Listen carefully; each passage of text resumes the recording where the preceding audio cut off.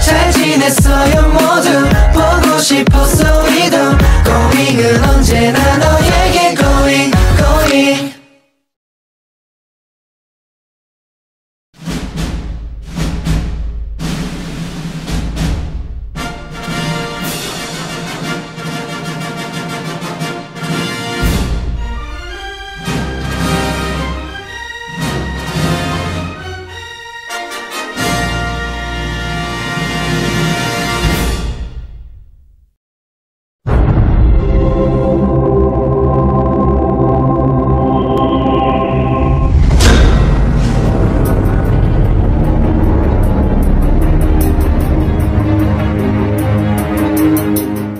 Assalamualaikum warahmatullahi wabarakatuh.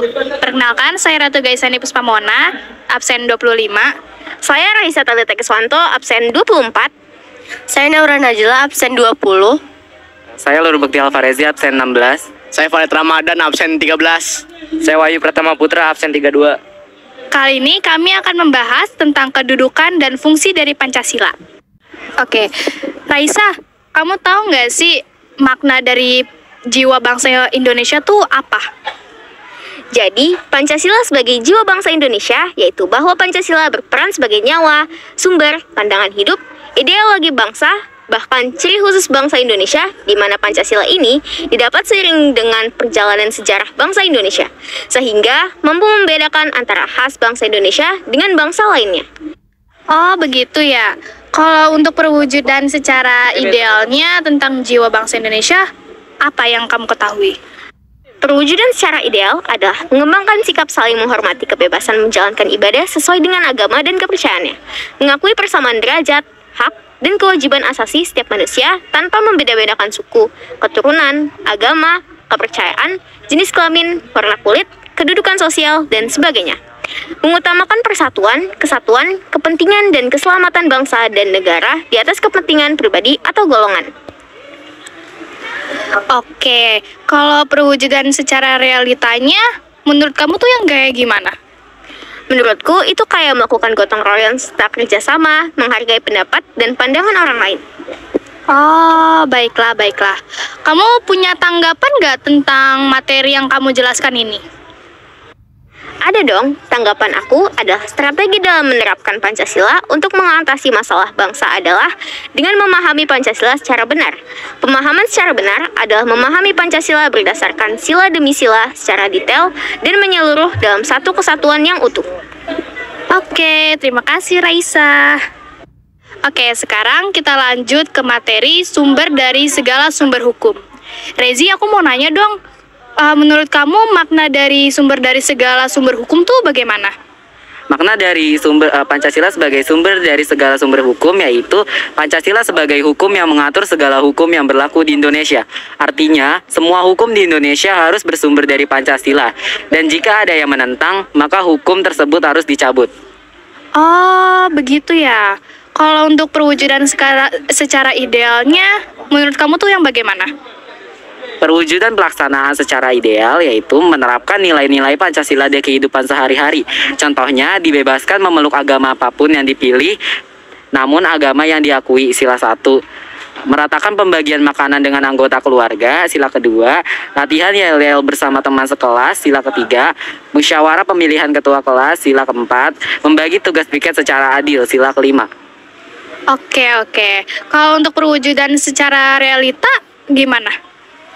Perwujudan secara realitanya yaitu diterapkannya Perpu Cipta Kerja Sah menjadi undang-undang. Oke. Untuk tanggapan dari segala sumber hukum, menurut Rezi bagaimana? Menurut aku, tanggapan dari Pancasila sebagai sumber dari segala sumber hukum benar adanya. Pancasila sebagai sumber dari segala sumber hukum di Indonesia karena dengan nilai-nilai Pancasila kita dapat menjadikan negara Indonesia sebagai negara yang teratur, taat, harmonis, dan lain sebagainya. Karena nilai-nilai Pancasila merupakan pedoman atau penglihatan hukum di Indonesia. Oke, terima kasih Rezi. Oke, sekarang kita lanjut ke materi cita-cita dan tujuan bangsa. Oke, Farid, menurut kamu makna dari cita-cita bangsa dan negara tuh gimana? menjadikan Pancasila sebagai acuan dalam mengarahkan tujuan bangsa dan Indonesia. Oke, untuk perwujudan secara idealnya tuh menurut kamu gimana? Menciptakan masyarakat Indonesia yang berdaulat, adil, dan makmur. Itu tercantum pada pembukaan Undang-Undang Dasar 1945. Oke. Untuk perwujudan secara realitanya menurut Farid gimana? Ya, menurut saya negara memberikan subsidi seperti bahan bakar minyak, beras, bantuan pendidikan, dan bantuan lainnya yang dapat dinikmati semua lapisan masyarakat di seluruh Indonesia. Baiklah, menurut Farid tanggapan tentang cita-cita bangsa negara tuh gimana? Bahwa untuk mewujudkan cita-cita tujuan itu harus melalui pemerintahan yang bersih dan korupsi, kolusi, dan nepotisme atau KKN. Solusinya berantas korupsi dengan memberikan hukuman seberat-beratnya. Ya. Oke, sekarang kita lanjut untuk ke materi dasar negara. Oke, Farid, menurut Farid makna dari dasar negara tuh apa? Ya. Satu, menjadi kaidah negara yang bersifat tetap, kuat, dan tidak dapat diubah oleh siapapun. 2. Sebagai dasar negara dalam menata negara yang merdeka dan berdaulat. 3. Sebagai aturan penyelenggaraan aparatur negara yang berdaulat dan berwibawa untuk mencapai tujuan nasional. Oke, untuk perwujudan secara idealnya tuh menurut Farid gimana? Penerapan nilai-nilai Pancasila sebagai dasar negara dalam bidang ekonomi dapat dilihat melalui penerapan sistem ekonomi Pancasila yang berdasarkan pasal 33 Undang-Undang Dasar 1945. Oke, kalau menurut Farid tentang perwujudan secara realitanya tuh bagaimana? Kalau menurut saya sih, nilai-nilai Pancasila sebagai dasar negara dapat dilihat perwujudannya secara realita dalam bidang politik melalui pemilihan umum atau pemilu dalam jangka waktu 5 tahun. Oke deh, kalau menurut Farid juga untuk dasar negara tanggapannya gimana? Solusinya bisa dalam bidang ekonomi. Badan usaha milik negara perlu dalam mengolah kekayaan alam, perlu transparan dan akuntabel.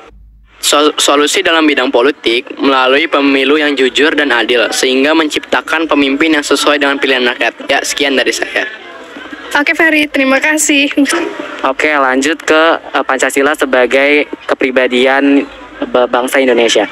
Menurut Naura, apa sih Pancasila sebagai kepribadian bangsa Indonesia? Maknanya, nilai-nilai Pancasila merupakan ciri khas bangsa Indonesia baik dalam berperilaku, bertindak maupun berpikir. Oke, menurut Naura ada nggak sih perwujudan secara ideal dari Pancasila sebagai kepribadian bangsa Indonesia? Pancasila sebagai kepribadian bangsa Indonesia mesti mencerminkan nilai-nilai luhur yang terkandung dalam Pancasila. Mereka meniru kepribadian bangsa-bangsa lain yang dianggap keren dan modern, padahal itu bertentangan dengan nilai-nilai Pancasila.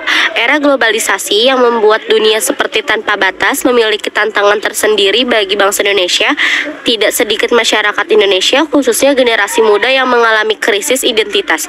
Mereka seperti kehilangan jati dirinya sebagai bangsa Indonesia. Demikianlah gambaran Pancasila sebagai kepribadian bangsa.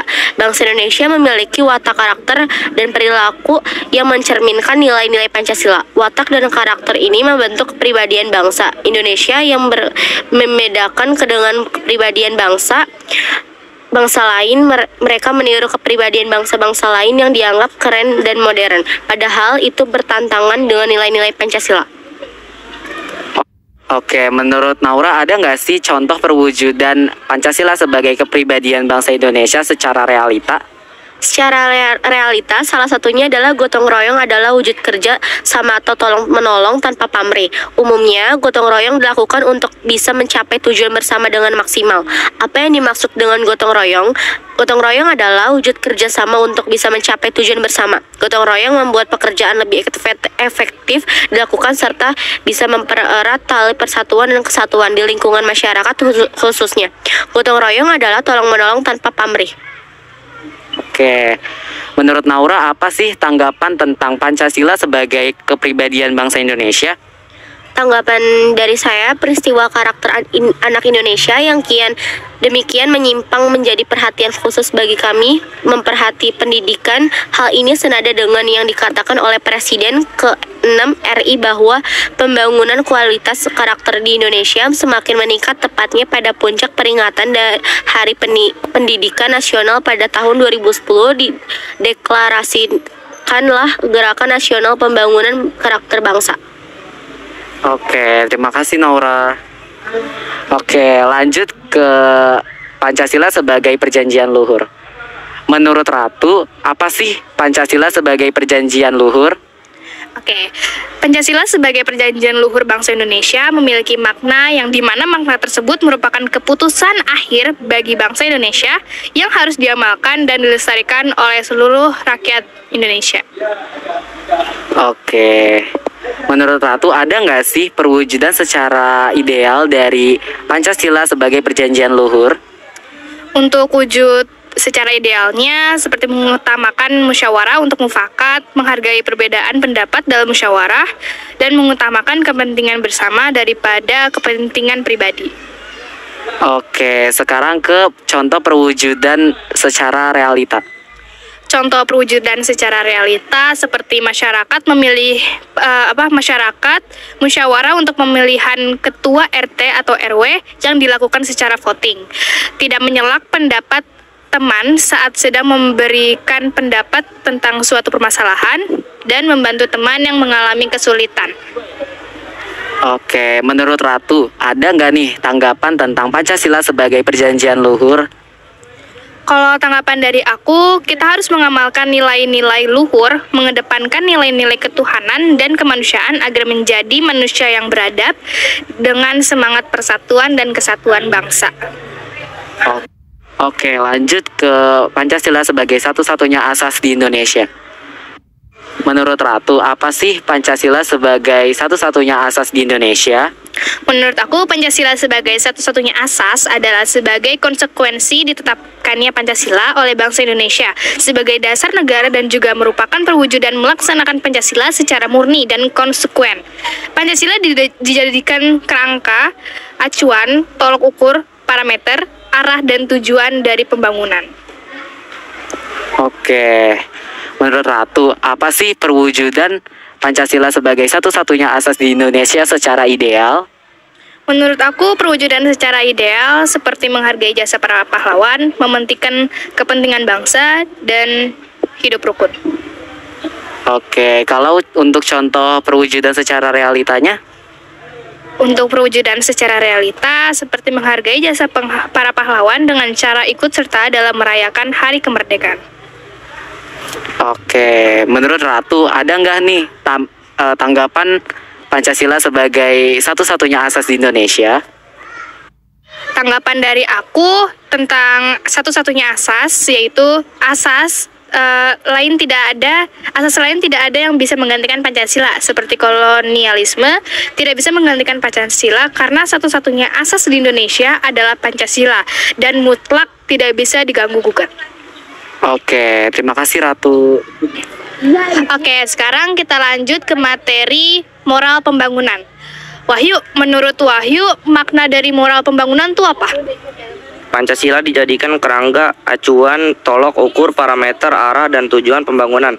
Pembangunan apapun seperti pembangunan ekonomi, pembangunan sosial dan budaya, pembangunan politik, dan lain-lain. Lantas seperti apa moral pembangunan yang sesuai Pancasila? Misalnya pembangunan harus dilaksanakan secara demokratis, pembangunan harus ditunjukkan untuk sebesar-besarnya kemakmuran rakyat, pembangunan harus mampu meningkatkan harkat dan martabat manusia. Oh, begitu ya. Kalau menurut Wahyu, perwujudan secara ideal tuh gimana? Dalam hal ini, Pancasila merupakan landasan pembangunan yang ideal karena nilai-nilainya sesuai dengan lingkungan sosial budaya bangsa Indonesia. Oke, kalau untuk perwujudan secara realitanya? Sedangkan perwujudan secara realitanya adalah upaya agar setiap perubahan tetap mengarah pada sistem dan nilai luhur dalam Pancasila. Oke, Wahyu punya tanggapan nggak tentang pembangunan moral? bahwa agar nilai-nilai di Indonesia harus saling sesuai pada lingkungan sosial dan budaya Indonesia. Nilai-nilai tersebut harus tetap mengarah dan tertuju pada sistem nilai luhur dalam Pancasila dan jangan sampai nilai tersebut tidak sesuai dengan nilai luhur dalam Pancasila. Oke, siap. Sekarang kita lanjut ke materi pandangan hidup bangsa. Menurut Wahyu, makna dari pandangan hidup bangsa tuh gimana? Dipergunakan sebagai petunjuk dalam kehidupan sehari-hari masyarakat Indonesia, sebagai pedoman dalam bertingkah laku dalam kehidupan bermasyarakat, berbangsa, dan bernegara. Oke, untuk perwujudan secara idealnya menurut Wahyu gimana? Pancasila bisa menjadi cara untuk menyelesaikan persoalan budaya, sosial, ekonomi, dan politik, agar negara kita semakin maju dan juga warga negara Indonesia jadi memiliki acuan untuk membangun dirinya berdasarkan apa yang menjadi cita-cita bangsa. Oke Wahyu, sekarang kalau perwujudan secara realitanya gimana? Percaya serta takwa kepada Tuhan Yang Maha Esa sesuai agama serta kepercayaan masing-masing, senantiasa menjadi adab atau kesopanan, kehalusan, dan kebaikan budi pekerti kita di dalam berbagai kondisi. Oke, Wahyu punya tanggapan nggak tentang pandangan hidup bangsa tuh kayak apa? Pancasila harus dijadikan pandangan dalam kehidupan sehari-hari karena moral-moral kehidupan bersumber dari Pancasila dan harus dilestarikan di lingkungan masyarakat, sekolah, dan juga di negara. Oke Wahyu, terima kasih. Baiklah, sekian podcast dari kami tentang materi kedudukan dan fungsi Pancasila. Sekian dari kami, wassalamualaikum warahmatullahi wabarakatuh.